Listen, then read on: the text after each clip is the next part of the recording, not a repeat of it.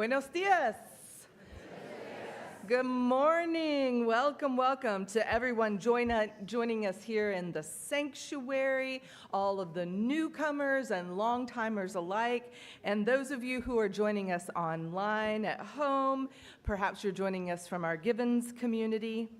whoever you are, wherever you're coming in from, however you identify, whomever you love, and whatever spirit of love brings you here today, we're just so glad to be together. This morning, our worship team, Dr. Les and the choir, Simon on tech, Adam Griffith, our worship associate, Trevor and our wonderful welcome and coffee teams, our faith formation staff and all of their co-conspirators, all those many folks that it takes to make a morning as wonderful as this. We all share a spirit of gratitude that each of you, as you look around this full and happy space, has made a little time in your week to come together for some centering love. Maybe you're awaiting some wonder, but we are all present to each other. And now, before we get started this morning, our auction team has a little something for you, so they want to get us started.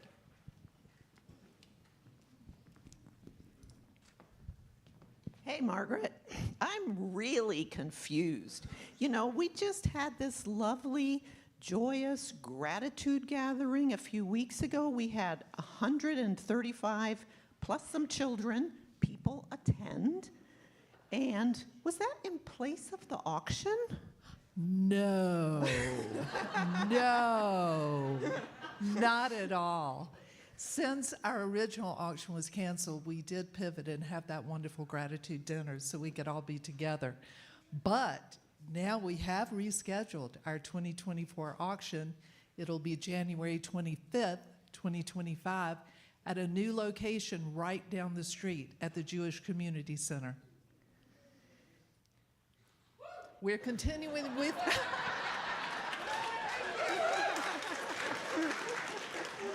And we are continuing with the circus theme, and we need donations.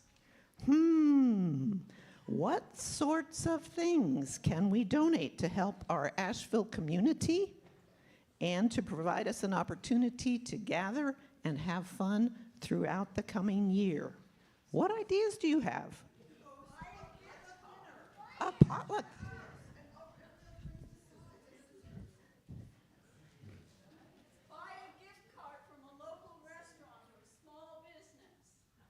What else, guys? Teach a class on juggling. There you go. Yeah, that'd be fun. Any other ideas? Oh, man, what you got? I want to grow up to be a space dinosaur. Okay. Have a circus party with kids doing somersaults. Oh, there you go, acrobats. Yes, James. Firewood. Plenty of that to go around.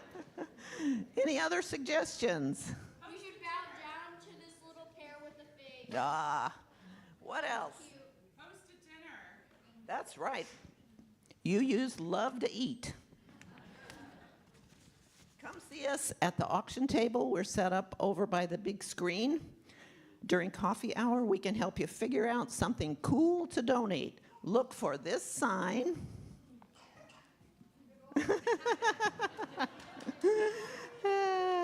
Or you can contact Ann McClellan, Sally Whitcamp, or any of our fabulous auction team.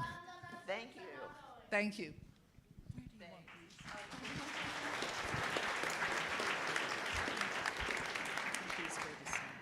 And now I invite you to take a moment to settle your bodies, silence your devices, and prepare your hearts to hear our opening music.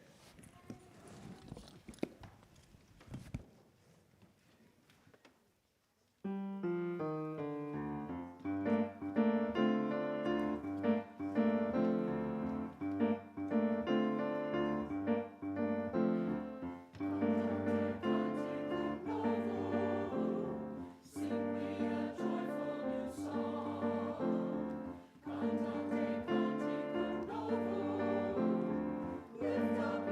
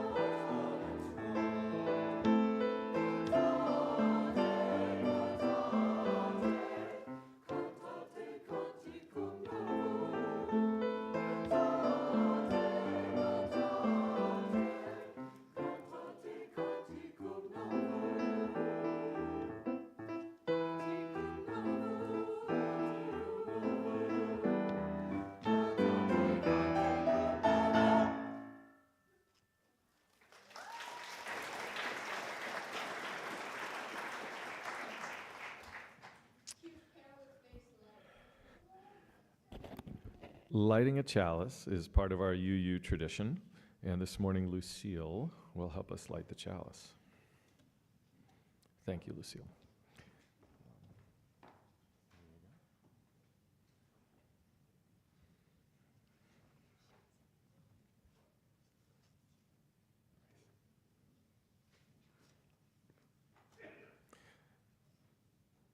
Thanks. In this holiday season, as we kindle the light of our chalice, may we know we are loved. May we share the love we have, and may we be the love we wish to see. Will you please rise now as you are willing or able, and to sing our opening hymn, number 209.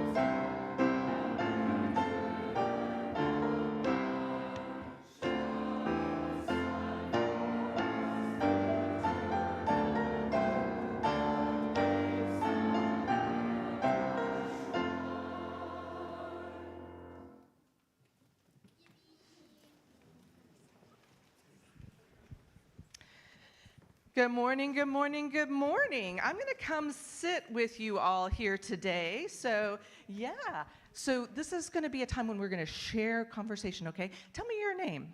My name is Elisa. Elisa, who are you here with today? It's pronounced with a T, but Okay. And who are you here with today? Show me. my grandma. Where is she? There is. Hi, Grandma. Terrific. Well, we're so glad you're here. And we're going to do a different thing than we normally do today because I need your help. I want you to tell me a story this morning.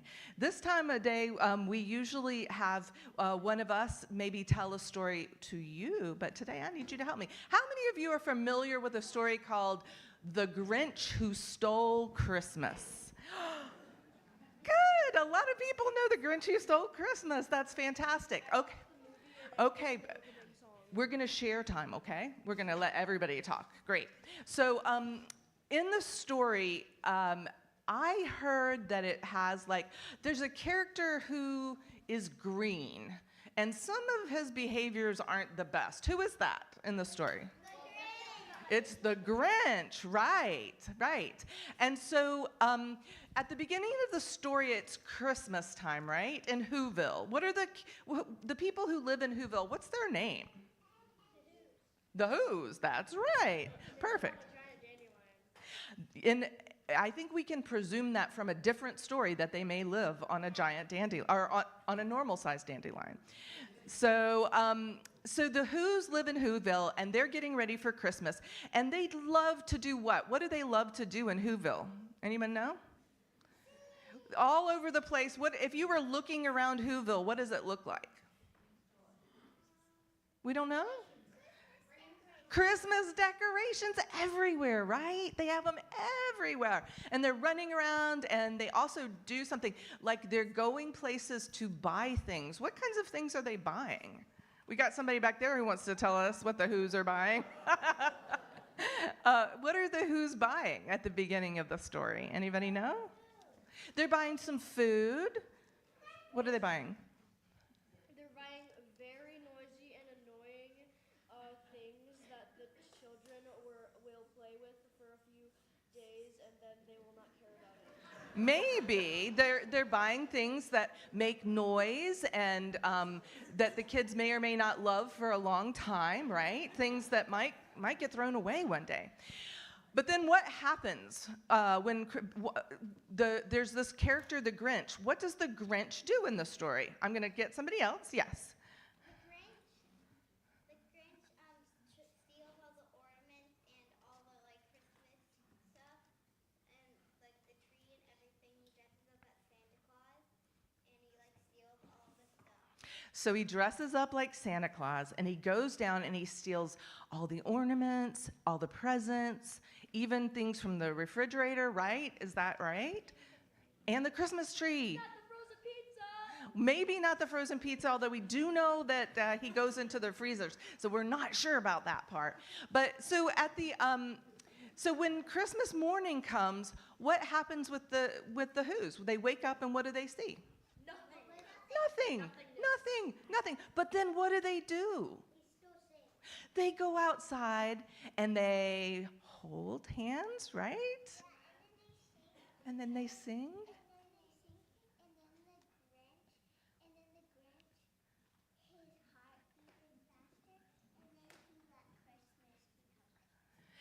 So then when the Grinch saw that the Who's didn't seem to let Christmas stop just because they didn't have decorations or a tree or even their favorite foods, the Grinch's heart grew bigger, right?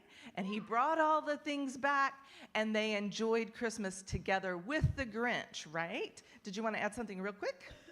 Quick.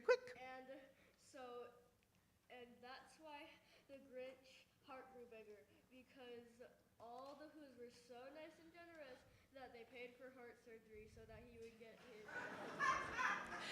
So that's a special twist on an independent version of it. What did you want to add about the Grinch? He carved the roast beast at the end. That's right. So in this story, the part that we're going to be talking about today is about how the Who's responded when they woke up and there were no decorations and no presents and nothing that they were expecting to happen was happening. And then they all, as we said, they went outside and they did Christmas anyway, and that made some big changes, including in the Grinch. Well, I really appreciate you all telling me this story this morning. Before we sing you out to your classes, I have a special announcement from Reverend Claudia. Our holiday pageant is next Sunday. It's an all-ages interactive service, and here's a special hope. Now, we have a playful, fun congregation who loves to laugh. Is that correct? Yes, absolutely. Then I know many of you are going to do as Reverend Claudia asks you now, which is children and willing adults are invited to come dressed up as their favorite animal. So please do something to help make the pageant fun. It can even just be, those little, when you put on the ears or something simple. But if you will, bring your playful spirits, come join us for the pageant, and hopefully many people will come dressed up as their favorite animal. So right now, if you are new to the congregation, you may want to go with your kiddos as we sing you out, and so you can find out where the class is and know where to pick up your kiddo. And now we're going to sing as you go on your way.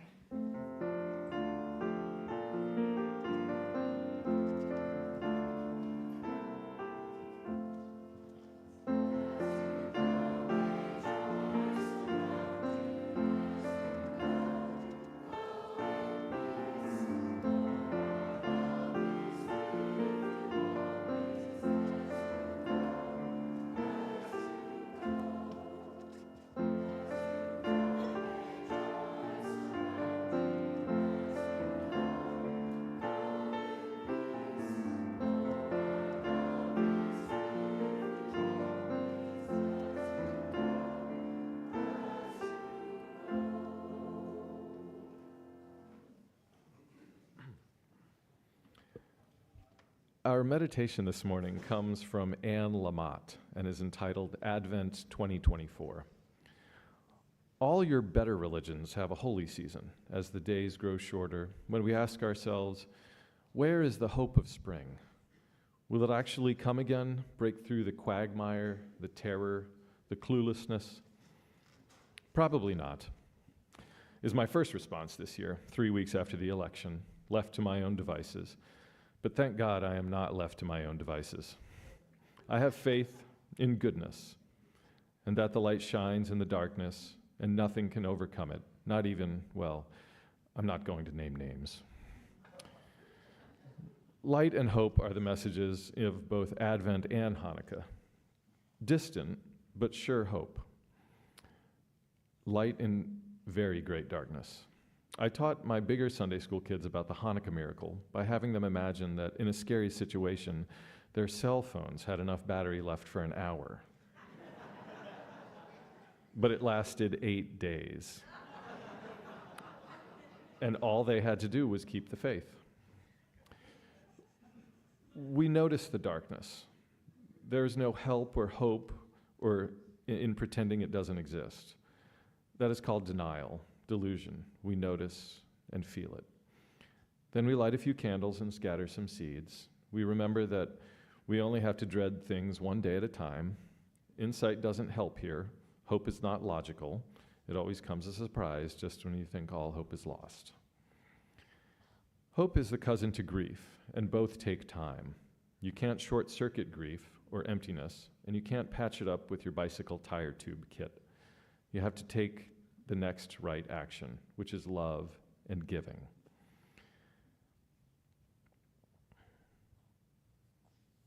We live in darkness. Everyone knows this the time they turn 21, or they're seriously disturbed.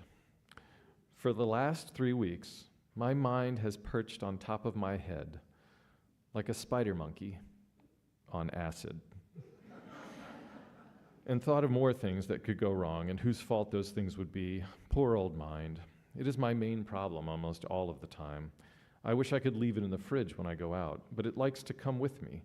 I have tried to get it to take up a nice hobby, like macrame, but it prefers just to think about stuff and jot down the things that annoy it. The other problem continues to be what I think the light looks like. Moses led his people in circles for 40 years so they could get ready for the promised land because they had too many ideas and preconceptions about what a nice promised land should look like. In these cold, dark days, we have to sit in our own anxiety and funkiness long enough to know what a promised land would be like.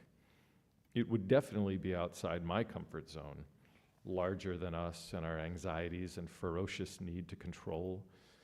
It would be good old love, caring, generosity, a heart for each other's suffering, regardless of party affiliation, the responsibility we take for others, the kindness marbled in our shared histories like a flavor streaked through the batter of our prejudices, catastrophic thinking, character defects, hidden and on the surface.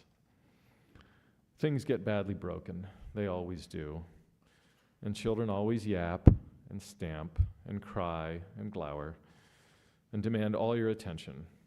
I know that I do. The brokenness and mess are called real life, and it's cracked and fragile, but the glue for me is the beating of my heart and love. So now is the perfect time to doodle, to look away from the hatred and madness, to give as we are able, to plant bulbs and scatter seeds, in hopes that some of them will grow. We will rise up when we are stronger and less crazed. For now, we show up when we are needed, with grit and kindness. We try to help. We prepare for an end to the despair, and we do this together. Let us now take a minute of silence to lift up the silent prayers of our hearts.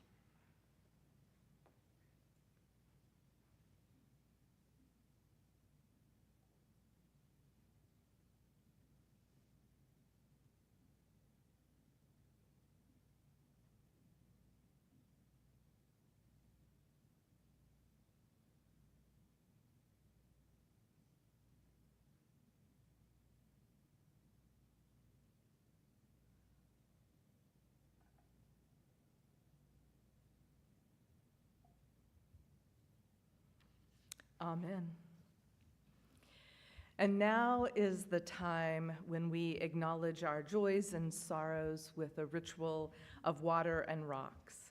And for all that grieves our hearts, we add salt to brine the water in the vessel.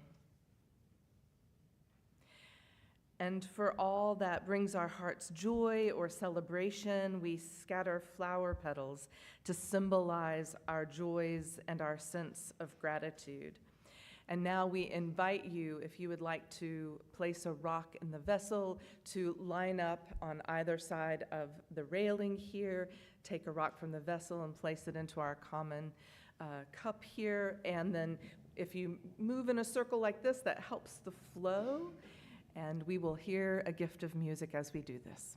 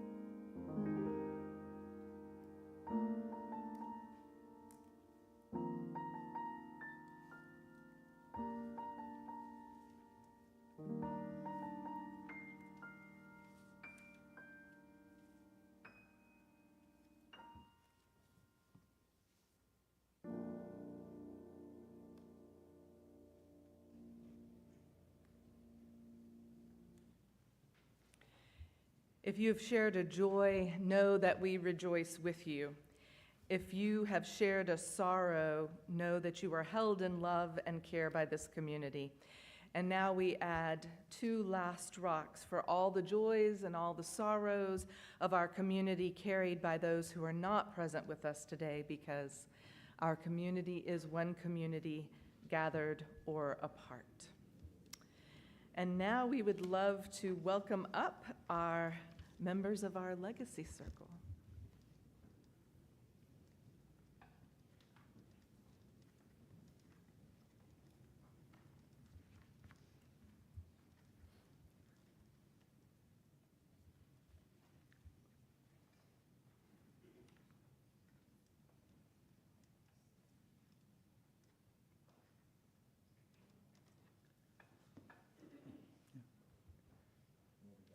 That's right.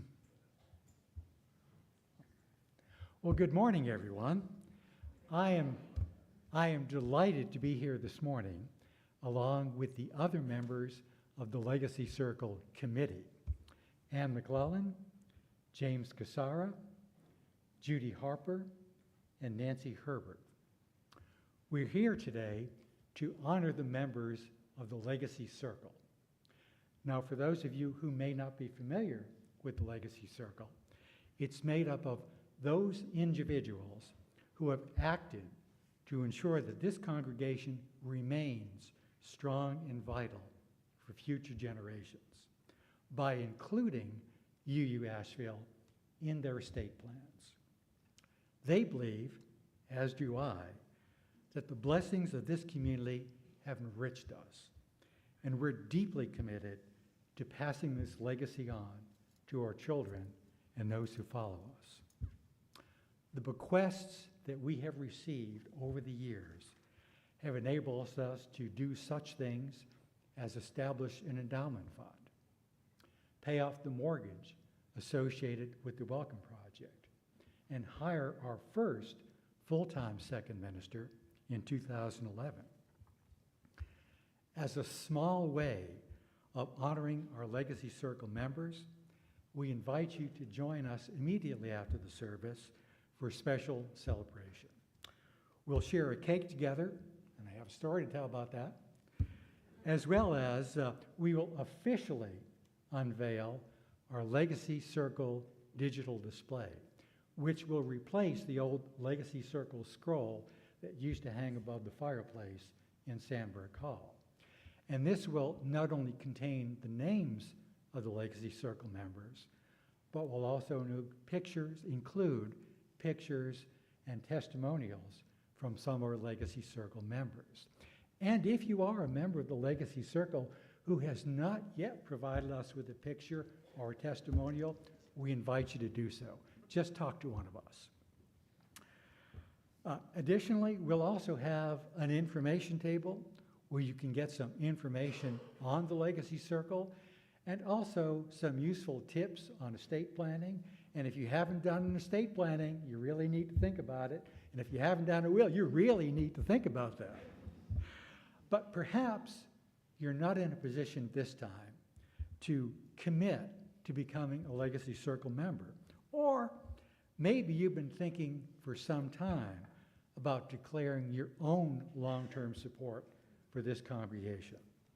But regardless of whether you're just curious or you're actively considering your own legacy, we invite you to begin a conversation with us. So thank you, and I look forward to seeing you all after the service.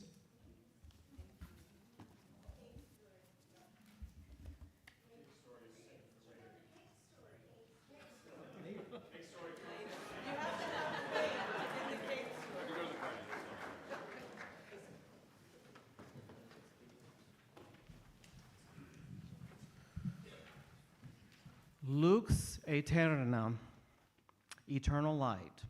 It's the light that's inside of all of us. I will carry the light.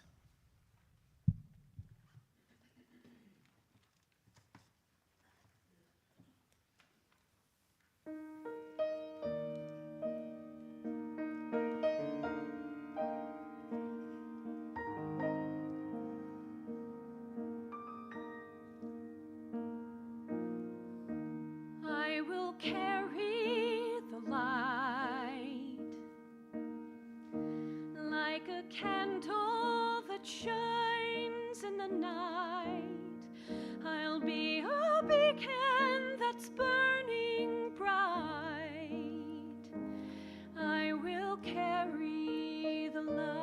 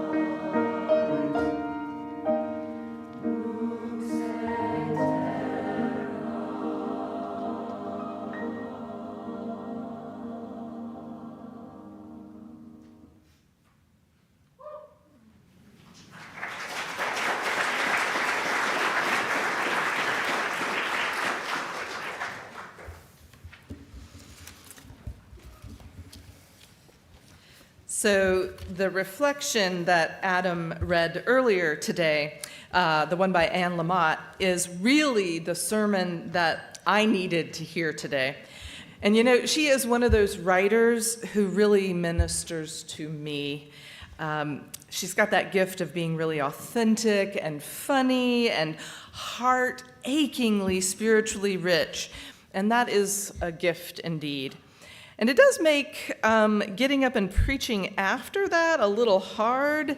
So a smarter minister might not choose Anne Lamott for a reflection. But I did, and we're all going to make the best of it.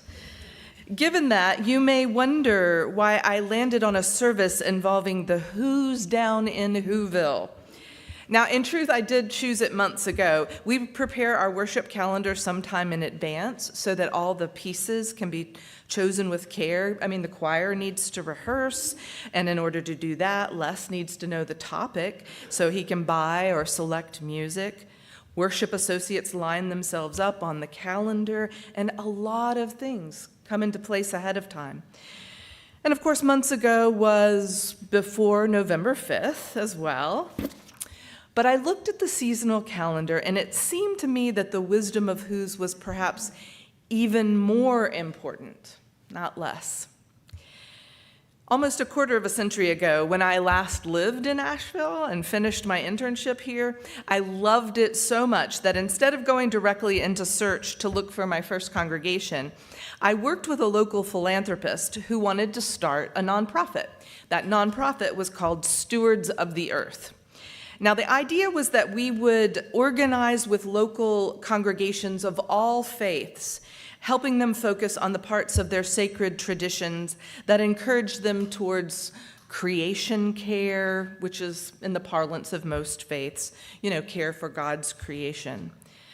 Some Christian sects, of course, shape their understandings from the language of the King James Bible, Genesis 1:26.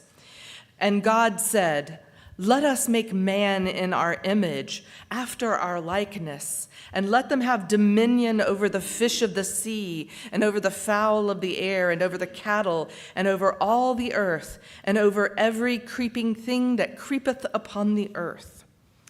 But we wanted to help religiously minded people take a different view of that relationship, leaning in towards stewardship of the earth, leaning as hard as we could toward that coming day when language maybe more like those of process theologians or creation theologians like Matthew Fox, or maybe the eco-spirituality of Thomas Berry and Joanna Macy, co-creation with God, or eco-Buddhist dependent co-arising, or maybe even our own Unitarian Universalist understandings of the interdependence of all living things.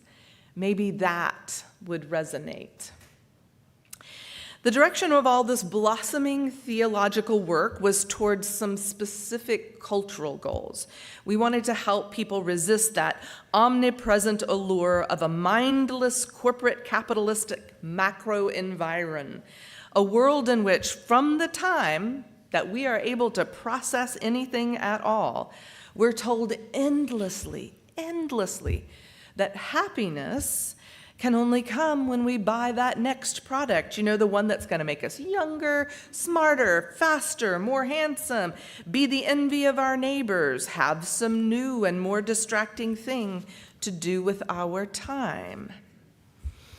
Does anybody agree with that? Does that seem good? Well, Theodore Geisel, aka Dr. Seuss, published The Grinch Who Stole Christmas back in 1957.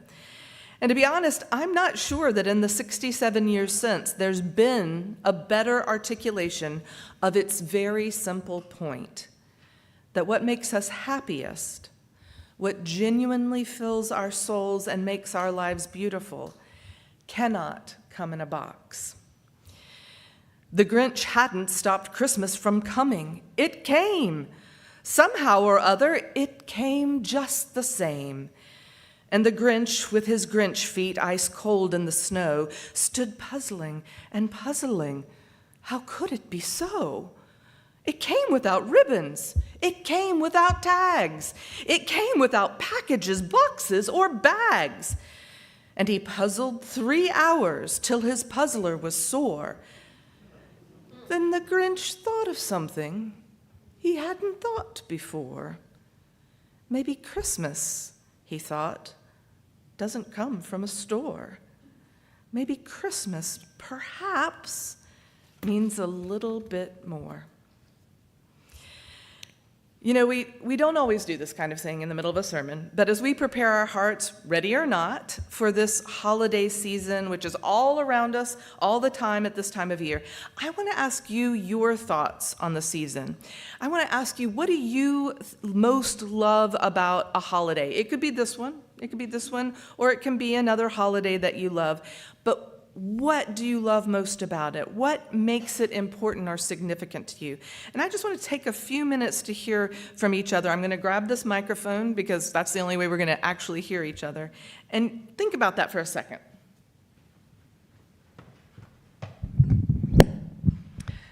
Who would be willing to start us off? Which who? The choir's ready. Connection. Similar, family and friends. The music. Good surprises. Good surprises. Growing, cooking, and sharing food. Yeah, sharing food. Thank you. Thank the choir. Anybody else want to add something?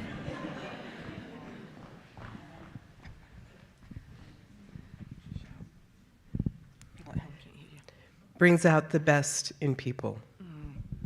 Yeah, brings out the best. Thank you. Jesse. People showing that they care in ways they otherwise might not. Yeah, there's some kind of permission that seems to be given at this time of year. But that's just a little taste, right, of what people feel is important. And like the Grinch noticed, it doesn't come from a store.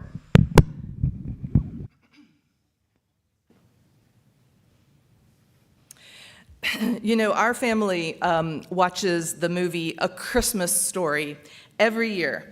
And there is actually this one small little moment in it that crystallizes something that I love deeply when I think about the holiday. And it comes in the story, I mean, after the busyness of Christmas Day, after all the presents when they're ripping them open, and then there's the bunny suit and the eventual Red Ryder BB gun, after the Bumpus hounds and the Chinese turkey, after all of that, that evening, Ralphie's parents sit in the darkness of their living room, softly lit by the lights of the Christmas tree, and they silently watch the snow fall as they hold each other gently. To me, it is that moment, that silent awareness of peace, the love of family, the juxtaposition of the beauties of the holiday lights set against the beauty of the world, that says it all. To me, that's what Christmas is all about. And of course, the Whos show it in their own way. When they awaken to that presentless Christmas, they just go outside, they gather around the decorationless tree in the center of town, they hold hands with each other, and they sing the familiar old songs. They find their Christmas in ritual, in the songs that they know by heart, in sharing a meal together. Probably, if the Grinch hadn't given it back, they would have gotten that pizza that Elizabeth was talking about out of the freezer, and they would have shared that, right? And the Grinch, whose heart, when it was small, had been shrunken because he lacked love. He lacked connection to others. He hoped to rob them of their joy and peace. But then he discovered, as other Grinches have discovered in their own time, that people who know how to love each other and turn to each other in good times or bad cannot be robbed of what matters most. So that's the secret that we need to nurture in our hearts. In a season that's still too saturated with messages urging us to feel the need for stuff, or in a time when we don't yet know what any Grinch may be trying to steal from us, what matters most in this world is intangible: the love of friends, inner peace, that powerful longing for justice, the will to carry on, the sense of wonder at a world almost too beautiful to bear. At our weekly staff huddles, we take it in turns to start off our time together with a beauty burst, just 5 minutes of sharing something personal from one of our members, because we're taking turns, that we love deeply, that makes our lives better. And this past week, Les shared his. And he shared from The Book of Delights by Ross Gay. And he shared a video of Gay doing a couple of readings from this wonderful book, which many of our team also love. And after a particularly ebullient encounter with a bumblebee one day, Gay undertook a year in which he sought out daily delights and meditated in a very writerly fashion on them. And the result was not one, but now multiple books on delights and the encouragement of a spiritual practice well worth considering. And so for the service, I was looking for my own copy of the Book of Delights, but I came across instead, I found it, but I came across in the search, my beloved copy of How to Love the World, Poems of Gratitude and Hope. And Gay had written the foreword for that book, and he also wrote at least one of the poems. And it is collections of poetry chosen specifically by writers and poets that are among my greatest joys. And so in that same spirit of celebrating the ineffable things that matter most in life, I want to close this time with a poem by James Cruz called Winter Morning. When I can no longer say thank you for this new day and the waking into it, for the cold scrape of the kitchen chair and the ticking of the space heater glowing orange as it warms the floor near my feet. I know it's because I've been fooled again by the selfish, unruly man who lives in me and believes that he deserves only safety and comfort. But if I pause, as I do now, and watch the street lights outside flashing off one by one like old men blinking their cloudy eyes, if I listen to my tired neighbors slamming car doors hard against the morning and see the steaming coffee in their mugs, kissing chapped lips as they sip and exhale each of their worries white into the icy air around their faces, then I can remember this one life is a gift each of us was handed and told to open. Untie the bow, tear off the paper, look inside, and be grateful for whatever you find, even if it is only the scent of a tangerine that lingers on the fingers long after you've finished peeling it. May you remember the wisdom of whos throughout this holiday season and read from your own book of delights all the days of your life.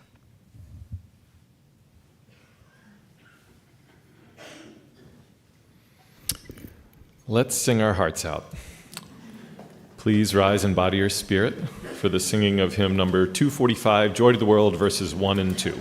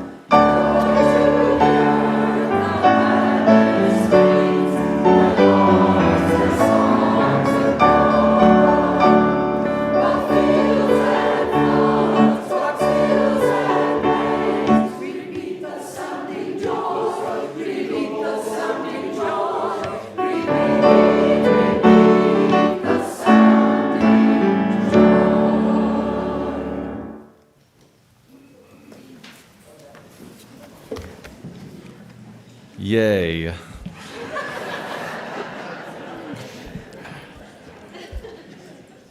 Now is the time that we show you the work of the congregation. And so if there are any visitors who are brave enough to give us your name and tell us where you're visiting from, now's the time that we would invite you to do that. And we've got a microphone that will come to you.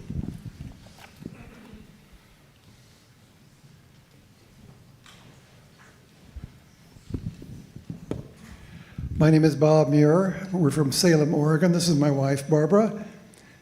And we're here visiting Mame and Ben and his family.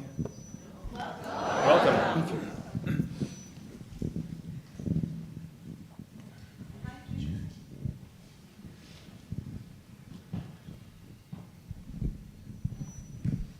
My name is Jean, and this is my daughter, Madeline. We are from Seattle, Washington. My daughter is here for a program, and we're here visiting our dear family friends, Harris Hargrove.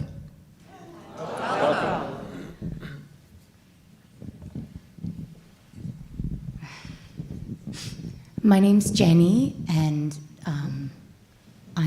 I live just a stone's throw away, but this is my first time here, and I figured I should say something because the pink hair is gonna just give me away otherwise.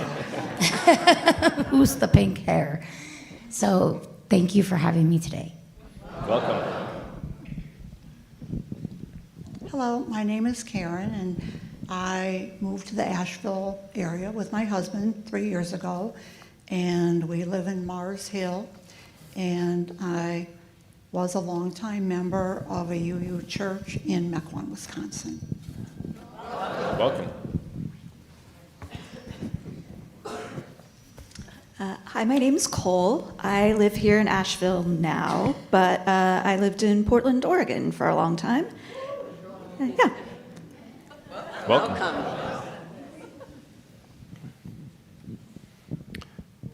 Great. It's wonderful to see so many visitors. We have Trevor, our connections coordinator. And Trevor, would you love to meet these people after the service? Great. Okay, a newcomers gathering. Especially if you have any questions, please find Trevor. And join us in Sandberg Hall at the welcome table, where we'd love to chat and have lots of helpful information. Our announcements run as slides at the beginning of the service. If you missed them, refer to Thursday's weekly e-news, as everything is described there. If you didn't receive the e-news, please email us at information@uuasheville.org, and we'll get you signed up. Now the board has a special announcement, so please, board, come forward.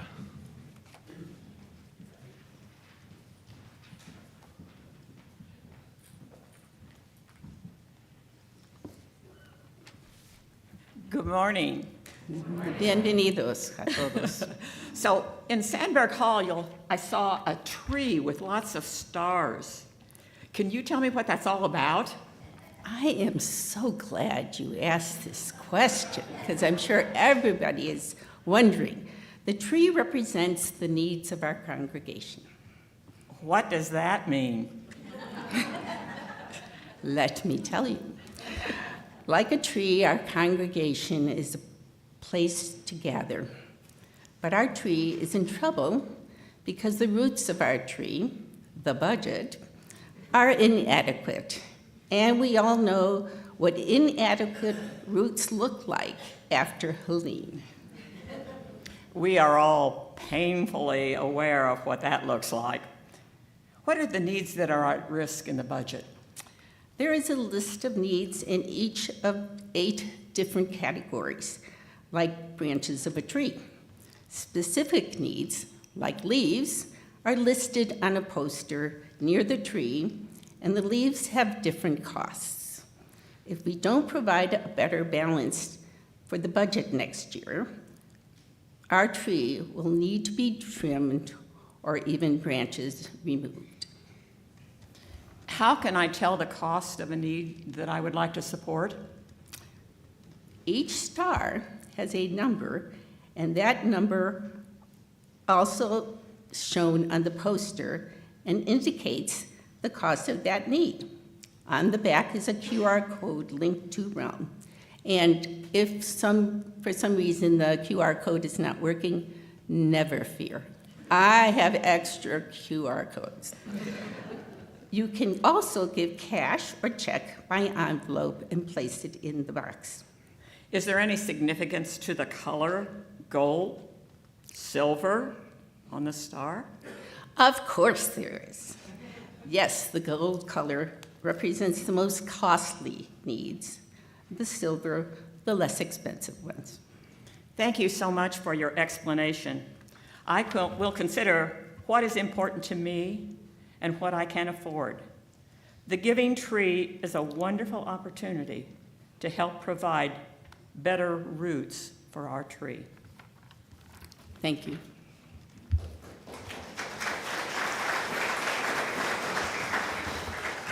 quick announcements too. Just so you know, those denominations of gifts go from $5 up. So hopefully any budget might find something on that tree. 2 quick announcements after I tell you.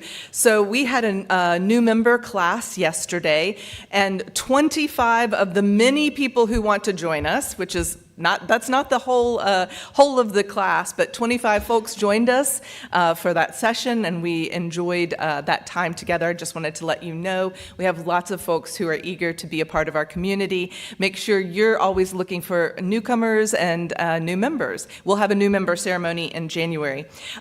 This next week on Sunday in the evening, first we're going to have our Sunday morning service. In the afternoon at 1:30, we do have our When the Holidays Hurt service for those of you who may not be as joyful or have some grief that you would like to process with the community. That service is led by the pastoral care team. And then at 6 p.m. that night, we have our Readers Theater evening of really fun programs, 2 pieces that we encourage you not only to come yourself, but bring a friend, tell your neighbors about it. Please come. We'd love to be together and start our new Readers Theater program.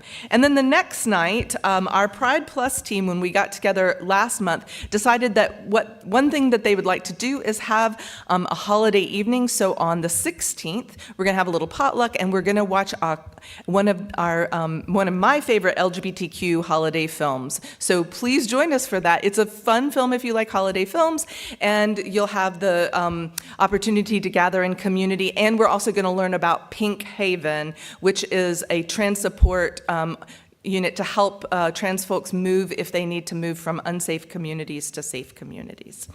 All right, back to you.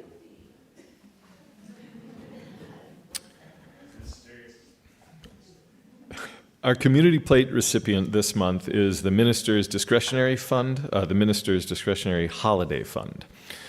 And our offering this morning will be split with our partner unless you intend your gift to be applied to your pledge, in which case, please use the envelope in the pew in front of you. You can also donate online, and there are some QR codes in the pews as well.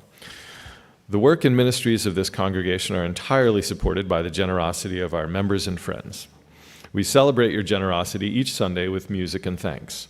You make us possible, and we give thanks to you. The offering will now be gratefully collected.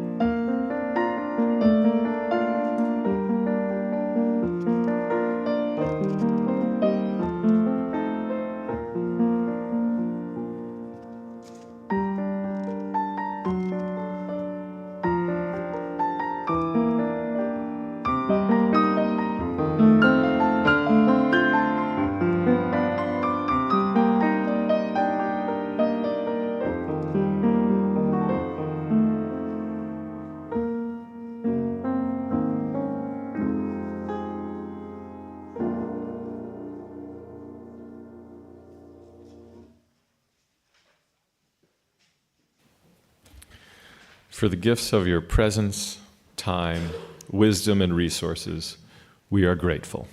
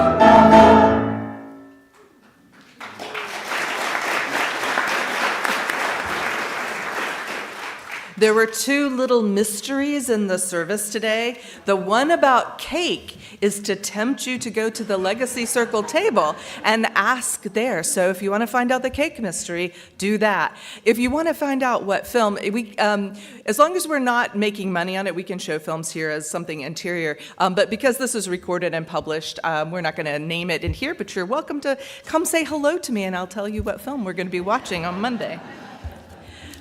But for now, I want to invite you to rise to the peak of your physical and spiritual stature as we prepare for our benediction and our closing song.